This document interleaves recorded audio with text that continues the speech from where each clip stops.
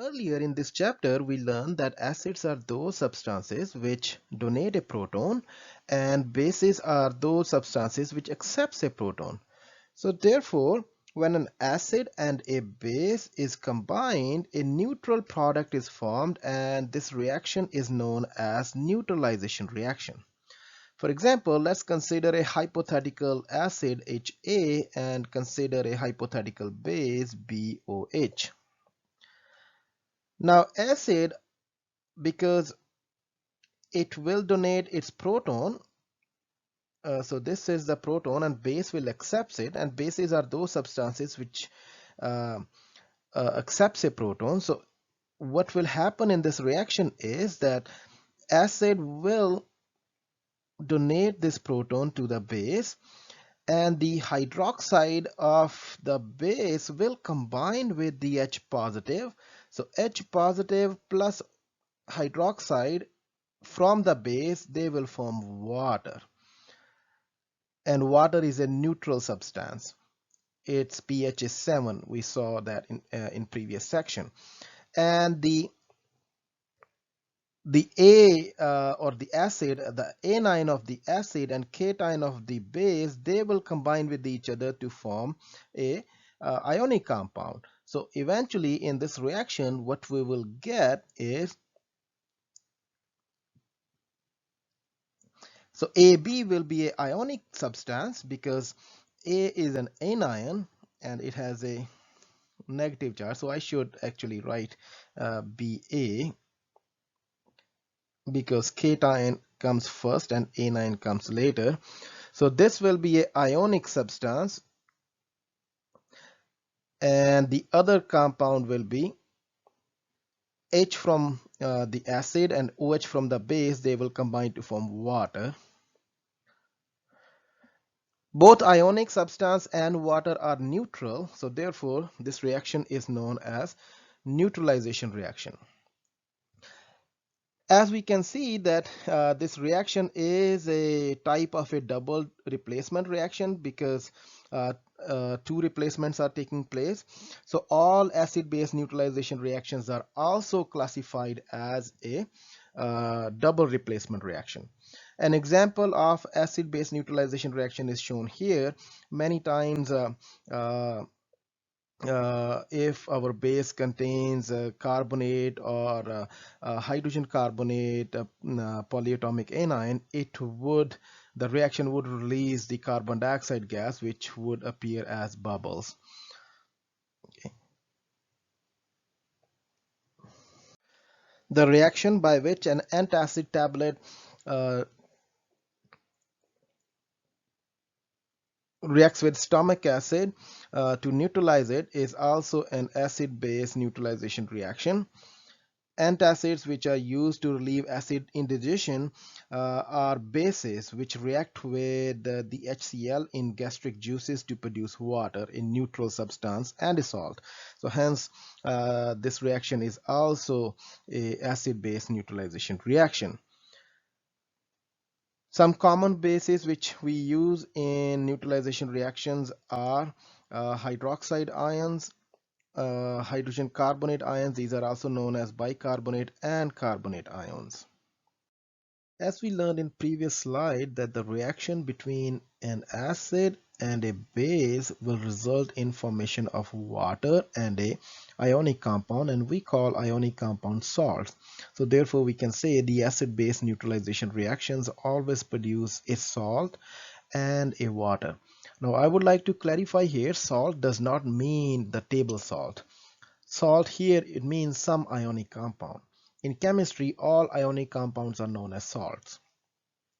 But the interesting part is that both water and the ionic compound are neutral, so that's why this reaction is known as neutralization reaction. Let's take a closer look at this reaction. Remember that the base is dissolved in water, that's why the symbol AQ is here, and acid is also present in water, so therefore the symbol AQ here. So in aqueous solution, the cations and anions, they both dissociate. So therefore what actually will happen is that this NaOH will dissociate into Na positive ions, and the OH negative ions in aqueous solution. Similarly, the HCl will also dissociate and it will form the H positive ion in water and the Cl negative ions in water. The H positive and OH negative, so H positive from acid and OH negative from base, they will combine with each other to form water, and that water is one of the product here. On the other hand, the Na positive and Cl negative, they can combine to form NaCl, so that's our salt, that's the other product here. However, the interesting thing is that this NaCl is also aqueous. So aqueous means that this NaCl is also present as a dissociated form. So Na positive and Cl negative. So as you will notice here that before the reaction we had the Na positive ion, and before the reaction we had the Cl negative ion. And after the reaction we still have the Na positive and Cl negative. So it appears like nothing happened to them. Yes, in the equation we write them together, but actually because they are both aqueous, so they stay separate. So these kind of ions which are present before the reaction and after the reaction are known as spectator ions. Spectator ions mean that they are just watching other ions to react. They themselves are not doing anything. So if we remove the spectator ions from the reaction, then the remaining part of the equation is known as the the net ionic equation. So net ionic equation is remove the spectator ions and write everything left over. So in case of this reaction, the net ionic equation is the H positive from the acid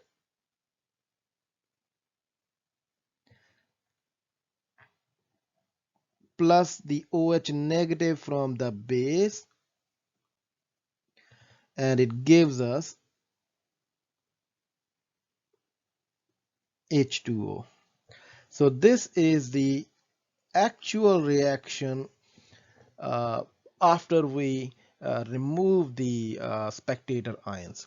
So net ionic equation for any any acid-base neutralization remains the same. Regardless of what base we take and regardless of what acid we take, this net ionic equation will always be the same. The acid used in previous example was HCl. In HCl, it has only one hydrogen or one proton to donate. However, there are certain acids who have more than one hydrogens to donate. For example, sulfuric acid, it has two protons to donate or two hydrogens to donate. Phosphoric acid, it has three hydrogens or three protons to donate. So these kind of acids which have more than one acidic proton to donate are known as polyprotic acid. Poly means many, protic means protons, and remember we call H positive ions in acid as protons. So therefore these acids are known as polyprotic acid.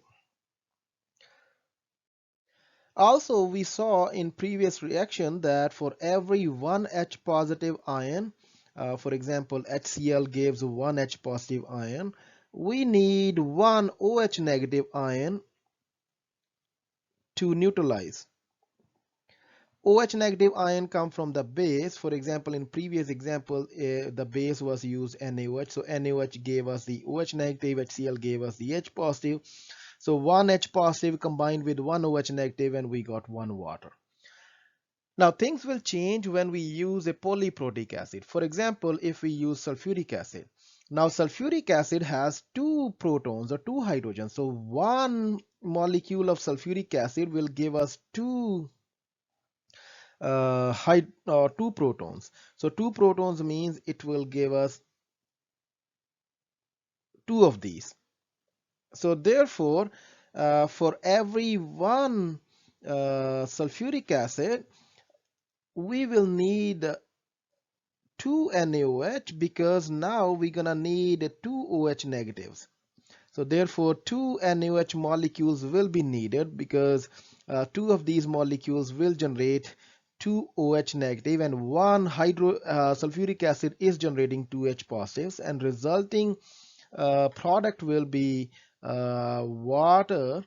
And because we have 2 H positive and 2 OH negative, so therefore we will get 2 water molecules as a result. So that's why we have two waters here. And the salt in this case is the sodium ion from the base and the sulfate from the acid. So salt is our sodium sulfate.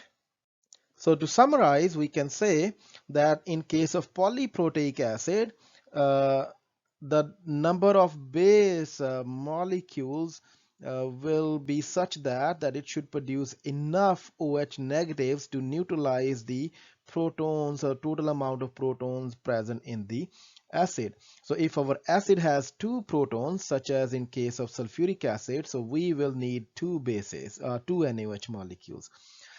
On the other hand, if we would have a polyprotic acid with 3 protons, such as phosphoric acid, so now it has 3 protons, so therefore the number of NaOH molecules needed will be 3, because these 3 H positives from the phosphoric acid would need 3 OH negative ions to neutralize. So that's why we would need 3 NaOH, and the resulting product will be 3 water molecules, because as you can see we will get 3 H2Os here.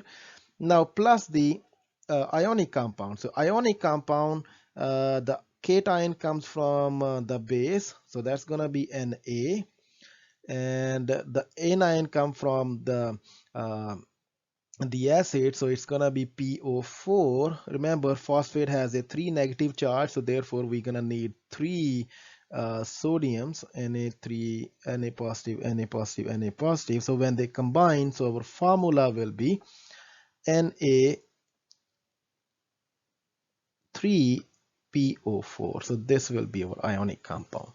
So this is the neutralization reaction of NaOH with polyprotic acids. Let's write the acid-base neutralization reaction for HF, that's hydrofluoric acid, and our base is aluminum hydroxide. Remember, the acids give us the H positive and bases give us the OH negative. So these two combine to form water, so that water will be our first compound, so it will be H2O. It doesn't matter if you write water in the first place or in the second place. Now our ionic compound, the cation comes from the base, so aluminum will be our cation, and anion come from the acid, so fluoride will be the anion. So aluminum, because it's present in group 3A, so its charge is 3 positive, and the fluoride is in group 7A, so its charge is 1 negative, so 3 positive and 1 negative. So as we know, when they combine, so their formula will be, for every 1 aluminum we're gonna need 3 fluoride, so AlF3 will be the ionic compound. Now also you can see that our base has 3 OH negatives, so therefore we would need 3 H positives to neutralize all 3 OH negative, but our acid has only 1 H, so therefore we would need 3 of these acid molecules, because 3 of these acid molecules will produce 3 H positives, and we will get 3 water molecules, so therefore I will put 3 here and 3 here, and this will be our balanced neutralization equation.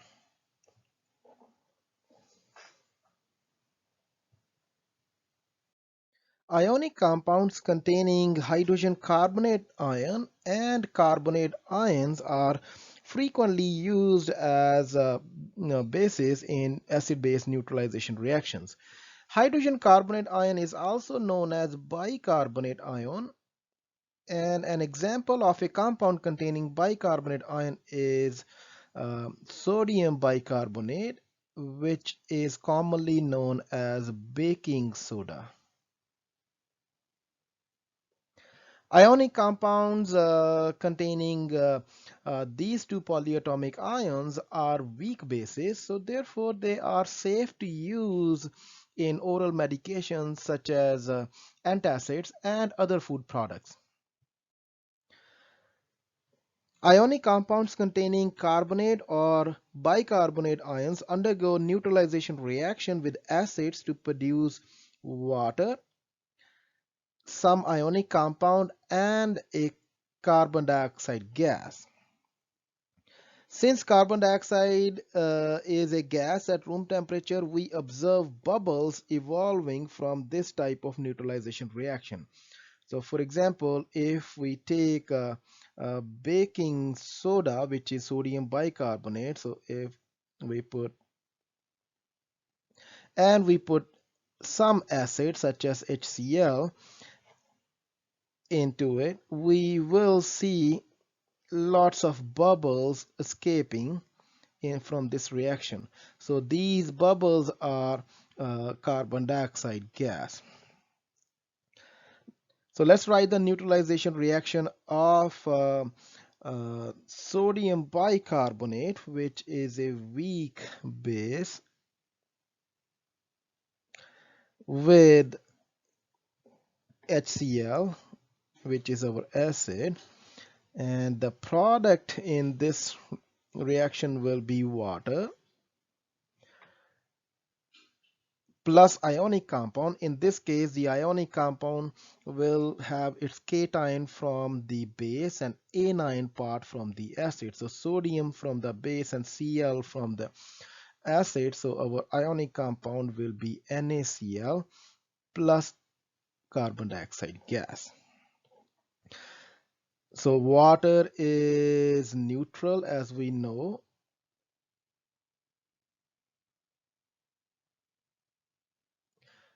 And our ionic compound, that's our salt, that's also neutral.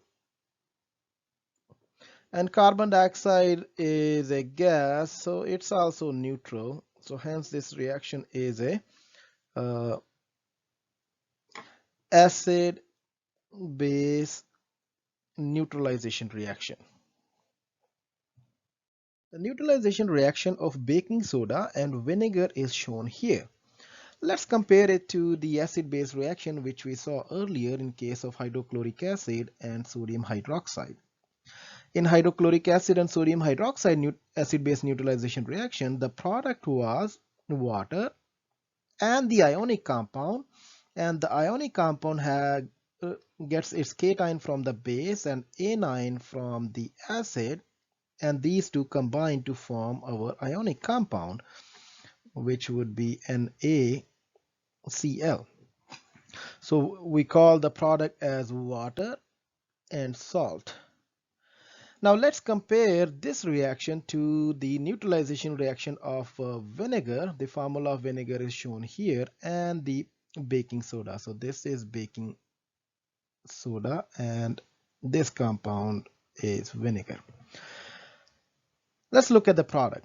So in the baking soda and vinegar reaction, again we get water, which is same as our previous reaction, and an ionic compound, or we can also call it a salt. Now in this case also, the cation came from the base and the anion part came from the acid. So that's also similar to what we had earlier. So these two combine to form our salt. Only difference is that we have now a new additional product, and that additional product is carbon dioxide gas. So in acid-base neutralization reactions involving either a baking soda or the carbonate ion, the end product will be similar to our previous acid-base reaction, that is, we will get water uh, and a salt. But on top of that, in this case, we'll get carbon dioxide gas. Now let's take a closer look why we are getting carbon dioxide gas. So let's erase this reaction.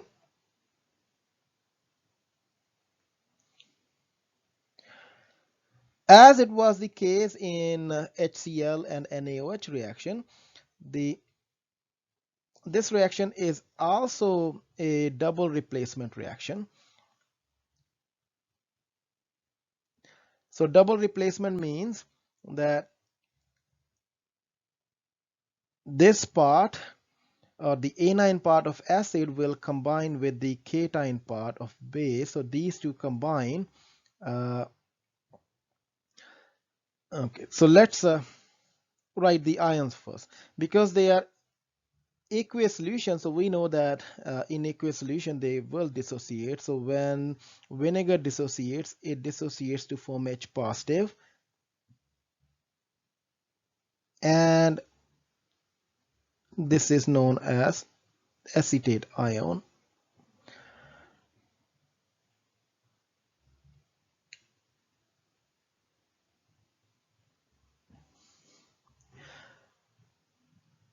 And when baking soda dissociates, it will dissociate into Na positive and the hydrogen carbonate ion. So these two combine with each other, so that's one replacement to give us this product. Okay, so let's write it again. So one of the product will be the combination between these two, so we will get Na H, excuse me, C2 H3O2, and the other two, which is H positive from the acid and the bicarbonate ion, so they will combine to form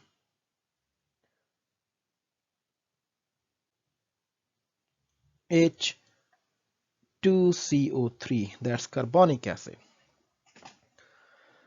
Now because Na C2H3O2 is also aqueous, so this will also dissociate. So these two will be spectator ion. So let's write the combination of H positive plus the bicarbonate ion.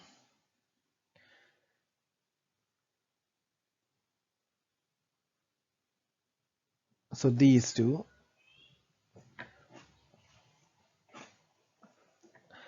Technically, they should give us this as the double replacement product. But what happens is that this product, carbonic acid, it's not stable, and this product dissociate further into H2O and carbon dioxide gas. It undergoes decomposition. So we can omit that product and we can write directly that it will give us water plus CO2 gas. And these are the three products which we get here. So that's why we get carbon dioxide or a gas evolution when baking soda reacts with vinegar. Let's write a complete balance equation when hydroiodic acid and potassium hydrogen carbonate react. Okay, so in this case, our acid is hydroiodic acid, so that's our acid, and it is reacting with a base, and our base is potassium hydrogen carbonate. Again, in this case, it will initially be a double replacement. So now because it's a hydrogen carbonate, so we know the products will be water, and ionic compound. So ionic compound will have the cation from the base and anion from the acid. So our ionic compound will be potassium iodide plus we will get carbon dioxide gas. So these will be the three products. Now what are the spectator ion and what is the net equation? So this is aqueous solution, so this is also aqueous solutions. Water is liquid, potassium iodide is also aqueous solution because salts are soluble and carbon dioxide is gas. So if we want to calculate the spectator ions, all we need to do is whatever are the aqueous compounds, we need to dissociate them. So in the reactant side, HI is aqueous, so it means it dissociates in water. When it dissociates in water, it will form H positive aqueous and the iodide aqueous, because in water all aqueous substance dissociate, they break up into ions.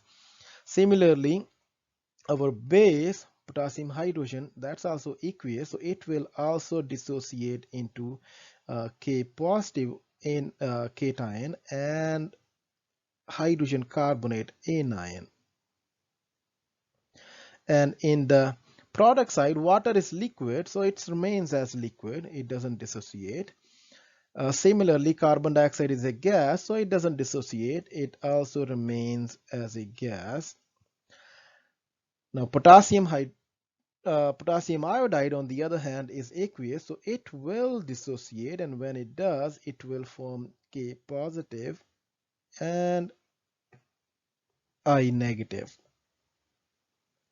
Now we compare our reactants and our products, and we see that the K positive is present in both reactant side and as well as in the product side, so it's the same. And similarly, I negative is also present in both. So the ions which are present in both reactant and product side, those are called spectator ions. So these ions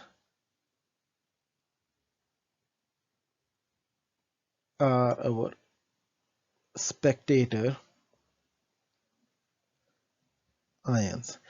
So if we remove the spectator ions, we get the net ionic reaction, so net reaction. So therefore, let's remove the spectator ions and write everything else. So H positive plus HCO3 negative,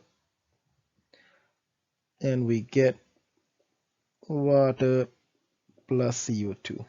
This would be our net reaction.